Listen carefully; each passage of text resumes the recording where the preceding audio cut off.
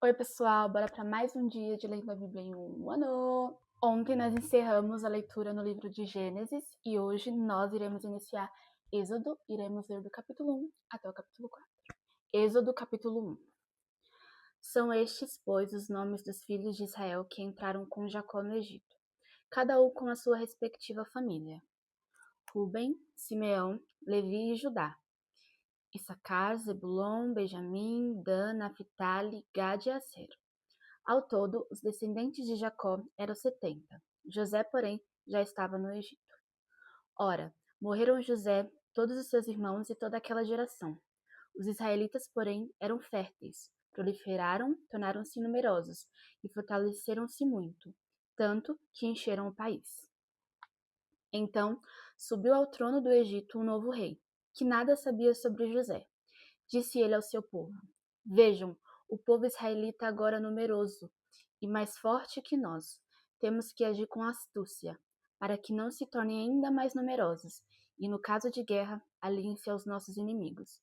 Lutem contra nós e fujam do país. Estabeleceram, pois, sobre eles chefes de trabalhos forçados, para os oprimir com tarefas pesadas.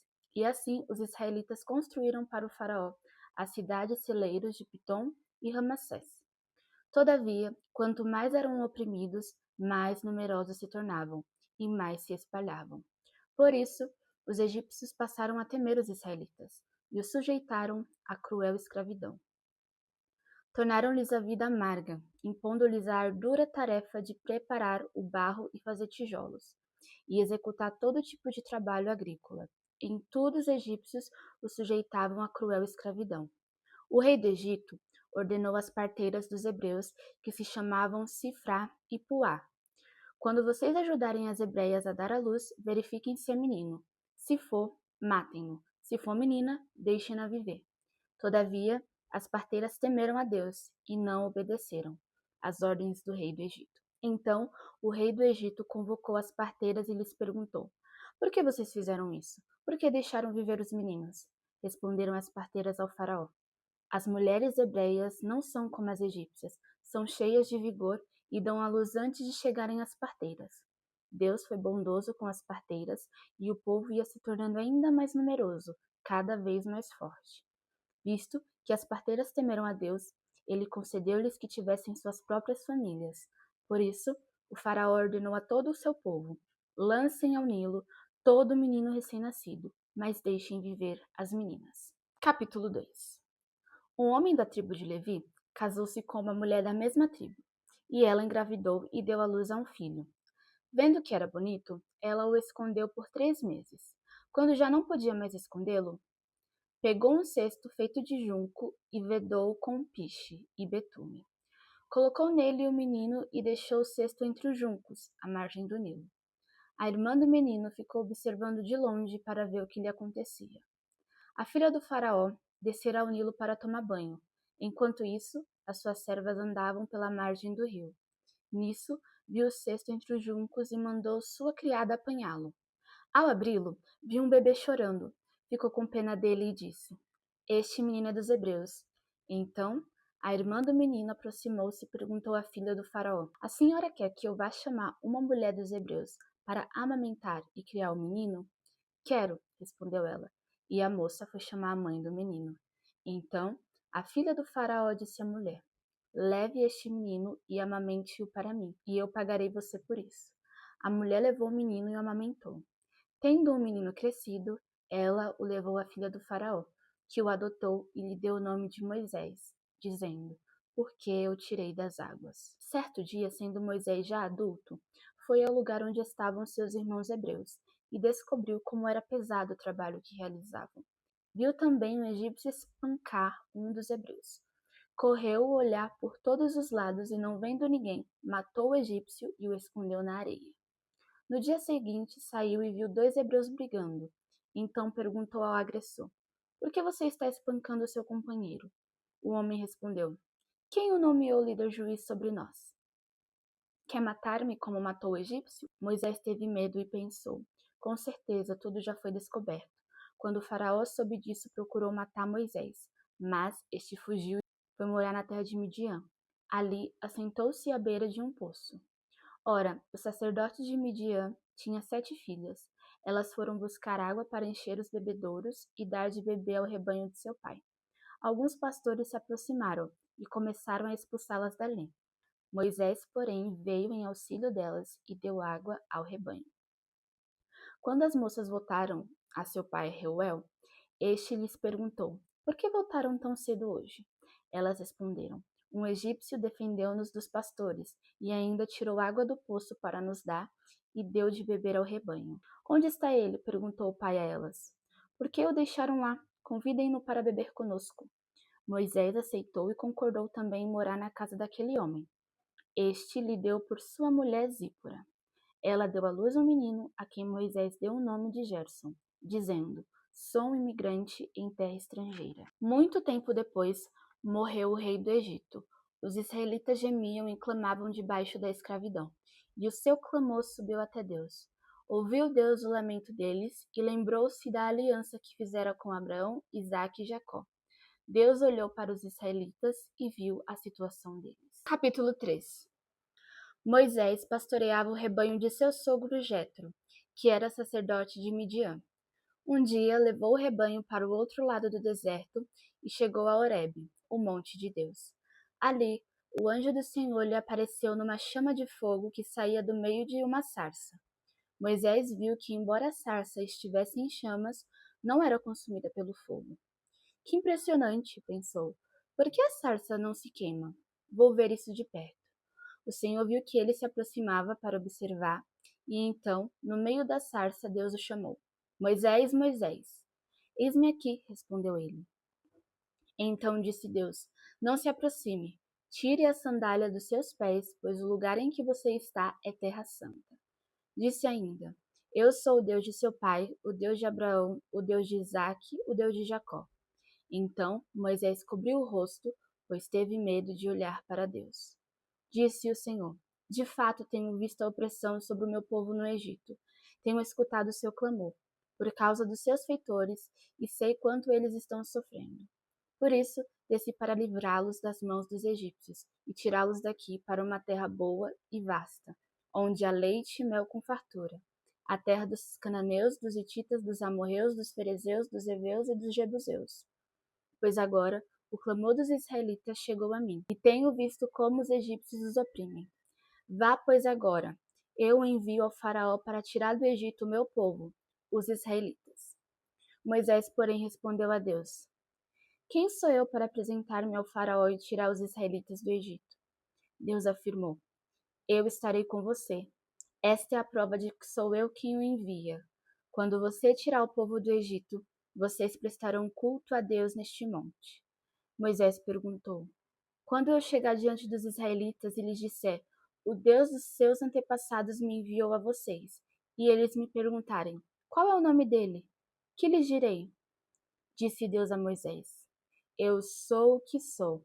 É isto que você dirá aos israelitas: Eu sou me enviou a vocês. Disse também Deus a Moisés: Diga aos israelitas: O Senhor, o Deus dos seus antepassados, o Deus de Abraão, o Deus de Isaque e o Deus de Jacó, enviou-me a vocês. Esse é o meu nome para sempre, nome pelo qual serei lembrado de geração em geração. Vá, reúna as autoridades de Israel e diga-lhes: O Senhor, o Deus dos seus antepassados, o Deus de Abraão, de Isaque e de Jacó, apareceu a mim e disse: Eu virei em auxílio de vocês, pois vi que tem sido feito a vocês no Egito. Prometi tirá-los da opressão do Egito para a terra dos cananeus, dos hititas, dos amorreus, dos ferezeus, dos heveus e dos jebuseus, terra onde há leite e mel com fartura. As autoridades de Israel atenderão. Depois você irá com elas ao rei do Egito e lhes dirá: O Senhor, o Deus dos Hebreus, veio ao nosso encontro. Agora deixe-nos fazer uma caminhada de 3 dias, adentrando o deserto, para oferecermos sacrifícios ao Senhor, o nosso Deus. Eu sei que o rei do Egito não os deixará sair, a não ser que uma poderosa mão o force. Por isso, estenderei a minha mão e ferirei os egípcios com todas as maravilhas que realizarei no meio deles. Depois disso, ele os deixará sair. E farei que os egípcios tenham boa vontade para com o povo, de modo que quando vocês saírem, não sairão de mãos vazias. Todas as israelitas pedirão às suas vizinhas e às mulheres que estiverem hospedando em casa objetos de prata e de ouro, e roupas que vocês porão em seus filhos e em suas filhas. Assim, vocês despojarão os egípcios. Capítulo 4. Moisés respondeu: E se eles não acreditarem em mim, nem quiserem me ouvir e disserem: O Senhor não apareceu a você? Então o Senhor lhe perguntou: Que é isso em sua mão? Uma vara, respondeu ele. Disse o Senhor: Jogue-a no chão. Moisés jogou-a e ela se transformou numa serpente. Moisés fugiu dela, mas o Senhor lhe disse: Estenda a mão e pegue-a pela cauda. Moisés estendeu a mão, pegou a serpente e esta se transformou numa vara em sua mão. E disse o Senhor: Isso é para que eles acreditem que o Deus dos seus antepassados, o Deus de Abraão, o Deus de Isaque e o Deus de Jacó apareceu a você. Disse-lhe mais o Senhor: Coloque a mão no peito. Moisés obedeceu, e quando atirou, ela estava leprosa, parecia neve. Ordenou-lhe depois: Agora coloque de novo a mão no peito. Moisés tornou a pôr a mão no peito, e quando atirou, ela estava novamente como o restante da sua pele. Prosseguiu o Senhor: Se eles não acreditarem em você, nem derem atenção ao primeiro sinal milagroso, acreditarão no segundo. E se ainda assim não acreditarem nesses dois sinais, nem lhe derem ouvidos, tirem um pouco de água do Nilo e derramem-a em terra seca. Quando você derramar essa água em terra seca, ela se transformará em sangue. Disse, porém, Moisés ao Senhor: Ó Senhor, nunca tive facilidade para falar, nem no passado, nem agora que falaste a teu servo. Não consigo falar bem. Disse o Senhor: Quem deu a boca ao homem? Quem o fez surdo ou mudo? Quem lhe concede vista ou o torna cego? Não sou eu, o Senhor? Agora, pois, vá. Eu estarei com você, ensinando-lhe o que dizer. Respondeu-lhe, porém, Moisés: Ah, Senhor, peço que te envies outra pessoa. Então o Senhor se irou com Moisés e lhe disse: Você não tem o seu irmão Arão, o levita? Eu sei que ele fala bem. Ele já está vindo ao seu encontro e se alegrará ao vê-lo. Você falará com ele e dirá o que ele deve dizer. Eu estarei com vocês quando falarem e direi a vocês o que fazer. Assim como Deus fala ao profeta, você falará a seu irmão, e ele será o seu porta-voz diante do povo. E leve na mão esta vara. Com ela você fará os sinais milagrosos. Depois, Moisés voltou a Jetro, seu sogro, e disse: Preciso voltar ao Egito para ver se meus parentes ainda vivem. Jetro lhe respondeu: Vá em paz. Ora, o Senhor tinha dito a Moisés em Midian: Volte ao Egito, pois já morreram todos os que procuravam matá-lo. Então Moisés levou sua mulher e seus filhos, montados no jumento, e partiu de volta ao Egito. Levava na mão a vara de Deus. Disse mais o Senhor a Moisés: Quando você voltar ao Egito, tenha o cuidado de fazer diante do faraó todas as maravilhas que concedi a você o poder de realizar. Mas eu vou endurecer o coração dele, para não deixar o povo ir. Depois diga ao faraó: Assim diz o Senhor: Israel é o meu primeiro filho, e eu já disse a você que deixe o meu filho ir para prestar-me culto, mas você não quis deixá-lo ir. Por isso matarei o seu primeiro filho. Numa hospedaria, ao longo do caminho, o Senhor foi ao encontro de Moisés e procurou matá-lo. Mas Zípora pegou uma pedra afiada, cortou o prepúcio de seu filho e tocou os pés de Moisés e disse: Você é para mim um marido de sangue. Ela disse marido de sangue, referindo-se à circuncisão. Nessa ocasião, o Senhor o deixou. Então o Senhor disse a Arão: Vá ao deserto encontrar-se com Moisés. Ele foi, encontrou-se com Moisés no monte de Deus e o saudou com um beijo. Moisés contou a Arão tudo o que o Senhor lhe tinha mandado dizer e prosseguiu falando de todos os sinais milagrosos que o Senhor lhe havia ordenado realizar. Assim, Moisés e Arão foram e reuniram todas as autoridades dos israelitas, e Arão lhes contou tudo o que o Senhor dissera a Moisés. Em seguida, Moisés também realizou os sinais diante do povo, e eles creram. Quando o povo soube que o Senhor decidira vir em seu auxílio, tendo visto a sua opressão, curvou-se em adoração. Agora vamos orar. Papai, muito obrigada por esse tempo, por essa palavra. Papai, eu sei que assim como o Senhor escuta as orações dos hebreus, assim como o Senhor viu as dificuldades deles, o Senhor vê as nossas dificuldades, o Senhor escuta as nossas orações.